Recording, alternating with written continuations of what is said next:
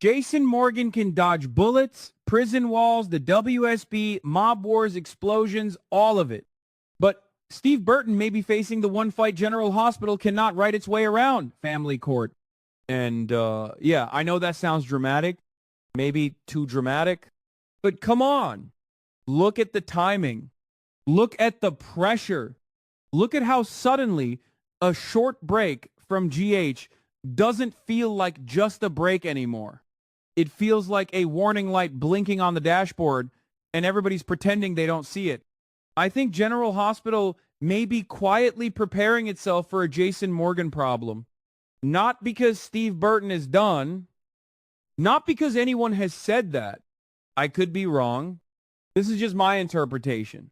But I feel like the show has to be asking one ugly question behind closed doors. What happens if Steve's real-life custody battle gets worse? Because this situation with Sheree, his ex-wife, is not just some little misunderstanding over a weekend pickup. At least from what has been reported, Steve believes he has legal custody rights involving his daughter Brooklyn, and he claims Sheree has not followed the agreement properly. There are also reports saying Brooklyn was taken or kept elsewhere for a long stretch of time, around 6 months, which Steve's side seems to view as a serious problem. Now, I'm not sitting in the courtroom. I'm not pretending I know every document, every text, every little nasty detail between two people who used to be married. Family court is messy, y'all. Real messy. One parent says, this is what happened. The other parent says, no, you're leaving out half the story. Then lawyers come in, and suddenly a summer plan turns into a legal grenade. But from a General Hospital fan point of view, this is where things get uncomfortable. Steve already stepped away from GH temporarily. He said he needed time with his family and his new wife. And honestly, that could be exactly true. I believe that could be the whole reason, but in my opinion, it's fair to wonder if this custody situation was also hanging over him at the same time. Maybe it wasn't the only reason. Maybe it wasn't even the main reason. But stress like this, it doesn't stay neatly in one box. You don't clock into work and say, okay, custody war, please wait outside while I do Jason Morgan scenes. Life doesn't work like that. Your mind drifts. Your phone buzzes. Your lawyer needs something. Your kid needs reassurance. Your ex sends something that ruins your whole damn morning. And then 5 minutes later, you're supposed to walk onto set and look cool, calm, and dangerous. I mean, how? That's why I think GH may be protecting itself. Quietly, carefully, not in a mean way. Not like they're pushing Steve out. I don't think that. But soaps are machines. The cameras roll. Scripts get written weeks ahead. Storylines need bodies in rooms.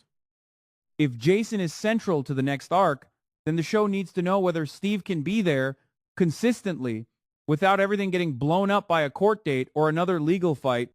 And this is the part fans don't want to hear. General Hospital may need a temporary Jason plan. I know.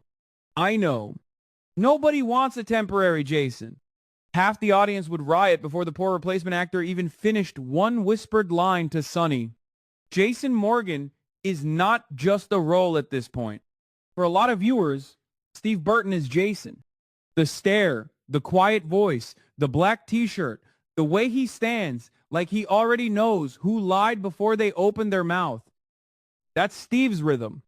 You can't just plug in some random guy and say, here, be Jason. Nah. Fans would side-eye that so hard. But what else does GH do if the real-life situation stretches out? They could keep Jason off screen. That's the safest move. Let him be trapped somewhere. Let Anna mention him. Let Sonny get a message. Let Carly panic because Carly always panics, bless her heart. Let Danny feel abandoned and angry. Let everyone talk around Jason without showing him. It's an old soap trick, but it works when the actor's availability is uncertain. Or they could write Jason as wounded, hidden, missing, or forced into some secret mission. That gives the story breathing room. It also turns Steve's absence into tension instead of dead space. But if GH has been building toward a major Jason comeback, then they've got a problem. Because the audience wants the payoff. Sonny needs Jason. Danny needs Jason. Carly needs Jason, even if she would never admit how much she leans on him. And if Britt is somehow pulled back into Jason's emotional orbit, that return needs Steve's face, not just the name Jason on a script page. Now, let's talk about Sheree for a second. Because some fans are already acting like this is simple, like Steve walks into court and automatically wins. I don't think it's that simple. Sheree could fight back. She could have her own explanation. She could bring in a lawyer who knows exactly how to frame her side. She might argue that decisions were made for Brooklyn's stability, or schooling, or emotional needs. Again, I could be wrong. I'm not saying she's right. I'm not saying Steve is wrong.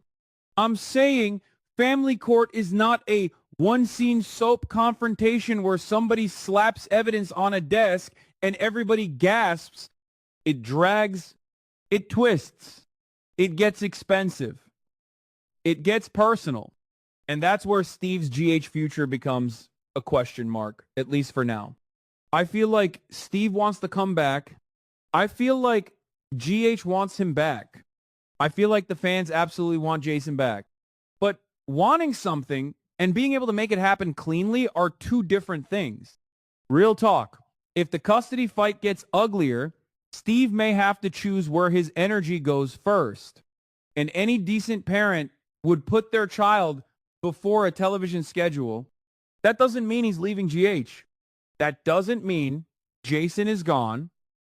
But in my opinion, the show would be smart to stop building everything around Jason until Steve's personal life is more stable. Use him, yes. Tease him, yes. Keep the door wide open. But don't trap the whole summer storyline inside one actor's uncertain calendar. Because if Steve loses ground in court, or if more disputes come up, that could pull him back into legal mode. Hearings, travel, lawyer meetings, co-parenting, arguments, emotional fallout. All of that can mess with production. And if Steve wins more control or gets the court to enforce his position, even then, he may still need time to rebuild normal life with Brooklyn. That's not a one-day fix. This is why the whole thing feels like a soap inside a soap. You've got the famous actor, the ex-wife, the new marriage, the daughter in the middle, the courtroom battle, the beloved character waiting in limbo, and a fan base trying to decode every little clue like we're all private investigators with too much coffee. And maybe we are. A little bit. My prediction? GH keeps Jason's return flexible. They may stretch the mystery, shift more scenes to Sonny, Anna, Carly, or Danny, and let Jason remain this looming shadow until Steve's schedule is safer. If Steve comes back smoothly, then great. GH gets a bigger emotional return, and fans feel like they survived the storm with him. If things get harder, the writers can stall without making it look like panic. But I'll say this, I don't want another Jason replacement unless there is no other choice. I'd rather have Jason off screen for a while than watch the show force a face that doesn't feel right. Let the man breathe. Let the real life fight settle. Let the character return when the moment has weight, because Jason Morgan doesn't need to pop back in just to stand in a room. He needs to come back with purpose. And Steve Burton, I think he needs peace first. Peace with his daughter. Peace in court. Peace in his new marriage. Peace enough to walk back into General Hospital and actually be present. So no, I'm not looking at this like a normal GH break anymore. I'm looking at it like a pressure test. For Steve, for Sheree.